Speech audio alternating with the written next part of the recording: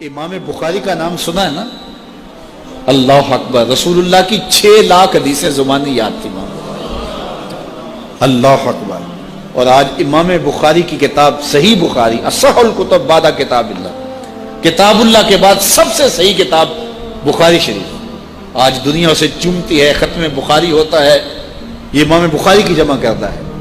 امام بخاری سفر پہ جا رہے تھے اور امیر آدمی تھے، 6 لاکھ اشرفیاں اس زمانے میں آپ کے پاس تھے، یہ چھوٹا سرمایہ نہیں تھا، کشتی کا سفر تھا۔ کسی شخص نے دیکھا کہ ان کے پاس 6 لاکھ اشرفیاں ہیں، اس نے سوچا عالمانہ وضع قطع ہے، پگڑی ہے، جبہ ہے، تو یہ اتنی اشرفیاں تو کسی تاجر کے پاس ہونی چاہیے، تو یہ ایک عالم کے پاس اتنی اشرفیاں ہیں۔ تو اس نے کہا کہ چلو ایک طریقہ ہاتھ آ گیا، میں ذرا کوئی ہیلا کرتا ہوں اور یہ پیسے میں خود حاصل کر لوں۔ تو اس نے شور مچا دیا کہ میری 6 لاکھ اشرفیاں چوری ہو گئی، کہ جب سب تلاشی لی جائے گی تو ان سے نکلیں گی تو لوگ کہیں گے تو ایک مولوی شخص ہے اور تیرے پاس اتنے پیسے کہاں سے آئے، تو اشرفیاں مجھے مل جائیں گی۔ تو جب تلاشی شروع ہوئی تو امام بخاری کی تلاشی لی گئی تو ایک اشرفی بھی نہیں نکلی، کچھ بھی نہیں نکلا، سارا سامان ٹٹولا گیا، کچھ نہیں نکلا۔ خیر چلو، لوگوں نے اس کو کہا تو جھوٹا ہے، تو نے خام خواہ جو ہے وہ ایک مکر کیا ہے۔ وہ بھی بڑا پریشان تھا کہ اشرفیاں میں نے ان کے پاس دیکھی ہیں، گئی کدھر؟ خیر جب جہاز چلنے لگا تو آہستہ آہستہ امام صاحب کے قریب ہو گیا، امام بخاری سے پوچھنے لگا حضرت اشرفیاں تو تھیں آپ کے پاس، تو کدھر گئیں؟ فرمایا جب تم نے الزام لگایا نا، اور مجھے پتہ ہے کہ تم نے الزام کیوں لگایا ہے، میری وجہ دیکھ کے تم نے میرے سے ہتھیانا چاہا تھا، تو میں نے چپکے سے وہ اشرفیاں سمندر میں پھینک دی تھی۔ تو کہا حضرت اتنی زیادہ اشرفیاں اور سمندر میں پھینک دیں؟ کہا ہاں۔ کہا کیوں پھینکی؟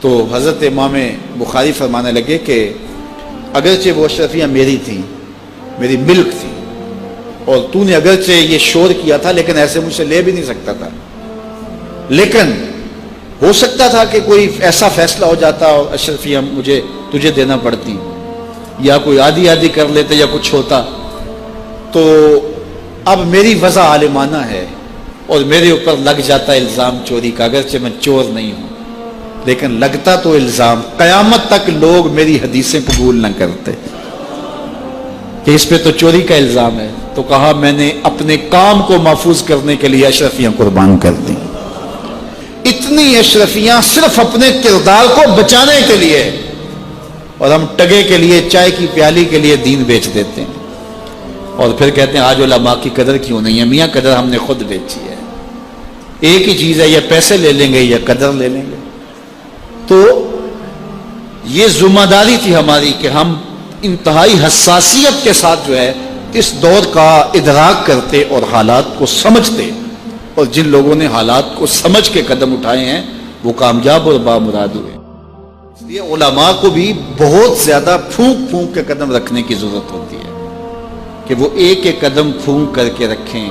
اعلیٰ حضرت نے کتنی خوبصورت بات کی تھی اپنے زمانے میں، آپ نے علماء کو جو نصیحتیں کی اس میں ایک نصیحت کی، آپ نے کہا علماء لوگ تمہیں دیکھ کے دین کے قریب ہوتے ہیں اور تمہیں دیکھ کے دور بھی ہو جاتے ہیں۔ کہا کہ اگر تم نے سنن غیر موقدہ کو چھوڑ دیا تو لوگ سنن موقدہ چھوڑ دیں گے، اور اگر تم نے سنن موقدہ کو چھوڑ دیا لوگ واجبات چھوڑ دیں گے، تم نے واجبات چھوڑ دیے تو لوگ فرائض چھوڑ دیں گے، اور اگر تم نے فرائض چھوڑ دیے تو لوگ کہیں دین نہ چھوڑ دیں۔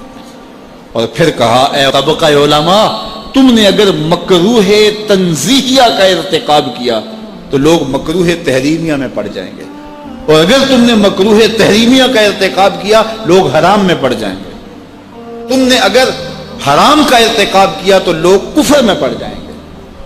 اس لیے علماء کو آج کے دور میں نہیں، ہر دور میں اپنے کردار کو بڑا صاف رکھنا۔ یہ اولاد کے ساتھ ہمدردی نہیں ہے، ساری رات اولاد جاگتی رہے اور جب نماز کا وقت آ جائے تو ماں کہتی ہے بیٹے سو جا، اب تو اذان کا وقت ہو گیا، حالانکہ چاہیے تھا کہ اب تو اٹھ جا، اب اذان کا وقت ہو گیا، لیکن ماں اس وقت اگر سلا دے تو کیا یہ گوارا کرتی ہے کہ میرا بیٹا جہنم کی آگ میں جلے؟ ماں اپنی اولاد کو جگائے، اس سے ہمدردی یہ نہیں ہے کہ اب اس کو سونے دے، بیچارہ ساری رات جاگتا رہے. ساری رات جاگنے کا اسے حکم کس نے دیا تھا؟ فجر کے وقت جاگنے کا حکم ہے جب رحمت اللہ کی بٹ رہی ہے. تو اس کو بیدار کرے، اس کو جگائے. کڑکتی دھوپ ہے، آج کل موسم کتنا گرم ہے، تو اگر بچہ دھوپ پہ کھڑا ہو اور اس کے پاؤں جلس رہے ہوں تو ماں گوارا کرتی ہے، بھاگ کے اچک لے گی بچے کو کہ میں اسے دھوپ سے، تمازت سے، گرمی سے بچا لوں. تو کیا حشر کی کڑکتی دھوپ میں بیٹا پسینے میں شرابور ہو اور وہ پسینہ آگ سے بھی زیادہ گرم ہو تو کوئی ماں یہ گوارا کرتی ہے؟ یقیناً نہیں کرتی. تو نہیں کرتی تو اس کو اپنی اولاد کو 5 گانا نماز کا خوگر بنانا ہوگا. نماز کی توفیق اللہ سے مانگو. آج کے اس اجتماع میں یہی پیغام ہے اور یہی دعوت ہے اور یہی قرآن مجید کی تعلیمات کا خلاصہ ہے. 1 بار نہیں، 2 بار نہیں، 10 بار نہیں، 20 بار نہیں، 100 بار نہیں، قرآن و حدیث کے اندر 750 مرتبہ نماز کا حکم آیا ہے. آپ ذرا غور کیجئے، 1 مرتبہ کہہ دینا کیا کافی نہیں ہے؟ لیکن 750 مرتبہ تمہارے کریم رب نے تمہیں بار بار کہا ہے، تمہارے کریم رسول نے تمہیں بار بار کہا ہے کہ نماز پڑھو. تو اگر ہم اتنی بار سننے کے بعد بھی نماز نہیں پڑھیں گے تو پھر ہم کہاں کھڑے ہوں گے؟ اور دوسری بات ہے کہ اتنی تاکید کی گئی ہے، اتنی تاکید کی گئی ہے، تو یہ کتنا بڑا جرم تھا نماز کا ترک کرنا کہ بار بار کہا گیا ہے. جب آگے سامنے آگ جل رہی ہو اور کوئی دوڑ کے چھلانگ لگانا چاہ رہا ہو تو پھر ماں کی ممتا اتنی ہوتی ہے کہ اس کو 100 بار بھی روکنا پڑے تو بچے کو روکتی ہے، اس لیے وہ جانتی ہے کہ آگے آگ ہے، اور اگر میں اس کو نہ روک پائی تو سیدھا آگ میں چھلانگ لگائے گا. اللہ ماں سے بھی زیادہ پیار کرتا ہے، رسول اللہ ماں سے بھی زیادہ پیار کرتے ہیں. اس لیے 1 بار نہیں، 2 بار نہیں، 10 بار نہیں، 100 بار نہیں، 750 مرتبہ کہا کہ تمہاری نماز نہیں چھوٹنی چاہیے. رسول کریم صلی اللہ علیہ وسلم نے ارشاد فرمایا، اگر تم میں سے کسی شخص کے دروازے کے سامنے سے نہر گزرتی ہو اور وہ دن میں 5 مرتبہ وہاں سے غسل کرتا ہو، صحابہ مجھے بتاؤ اس کے بدن پہ کوئی میل کچیل رہے گا؟ تو صحابہ نے عرض کی، اے اللہ کے رسول، اس کے بدن پہ کوئی میل کچیل نہیں رہ سکتا جو دن میں 5 مرتبہ غسل کرتا ہے. فرمایا یہ 5 نمازوں کی مثال ہے، جو 5 نمازیں پڑھتا ہے اس کے بدن پہ گناہوں کا میل نہیں رہتا ہے، اللہ اسے ستھرا کر دیتا ہے، اسے پاک کر دیتا ہے. ایک نماز سے لے کر دوسری نماز کا وقت، درمیان میں جتنا وقت ہے اس کے جتنے گناہ ہیں، دوسری نماز ان گناہوں کا کفارہ ہے. حضرت سلمان فارسی اور حضرت ابو عثمان سفر پہ جا رہے تھے، پت جھڑ کا موسم تھا. ایک درخت آیا جس کے پتے زرد ہو گئے تھے، تو حضرت سلمان فارسی نے شاخ پکڑی اور جھٹکا دیا، سارے پتے گر گئے. تو کہا، ابو عثمان تو نے مجھے پوچھا نہیں کہ یہ میں نے کیوں کیا ہے؟ حضرت ابو عثمان نے کہا، میں نے نہیں پوچھا، آپ بتائیں آپ نے ایسا کیوں کیا ہے؟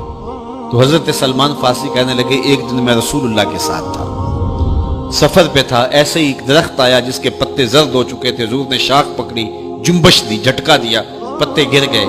حضور نے مجھے دیکھا اور کہا، اے سلمان تو نے مجھے پوچھا نہیں کہ میں نے ایسا کیوں کیا ہے؟ تو میں نے کہا، بندہ نواز آپ بتا دیں آپ نے ایسا کیوں فرمایا ہے؟ فرمایا، سلمان جس طرح میں نے اس شاخ کو جنبش دی اور اس پر کوئی بھی پتا نہیں رہا، سارے گر گئے، جب بندہ نماز کے لیے کھڑا ہو جاتا ہے بدن کے سارے گناہ جڑ جاتے ہیں. اللہ کی توفیق سے میرا خیال ہے کہ آپ سارے لوگ نمازی ہوں گے، اور میری مائیں، بہنیں اور بیٹیاں جو تشریف لائی ہیں انہیں بھی 5 گانا نماز کا شعور اور توفیق نصیب ہوگی. آج ہم یہاں سے عزم کر کے جانا ہے کہ ہمارے خاندان میں، ہمارے رشتہ داروں میں، ہماری اولادوں میں اگر بدقسمتی سے کوئی بے نمازی ہے تو آج عزم کر کے جائیں کہ وہ بے نمازی نہ رہے. اتنے زور سے تبلیغ کریں گے کہ وہ نماز پڑھنے پہ مجبور ہو جائیں. تو سونے سے قبل 5 انگلیاں بھی گن لو اور 5 نمازیں بھی گن لو. جو کہا گیا مجھے امید ہے کہ یقیناً یہ آپ کی روحوں تک اترا ہوگا. اور اگر بدقسمتی سے کوئی بے نمازی ہے تو آج کے بعد بے نمازی نہیں رہے گا. اور ہم اپنے ماحول میں اپنی اولاد سے اگر پیار کرتے ہیں، حقیقی پیار ہمیں، تو پھر ان کو 5 گانا نماز کا عادی بنانا ہوگا.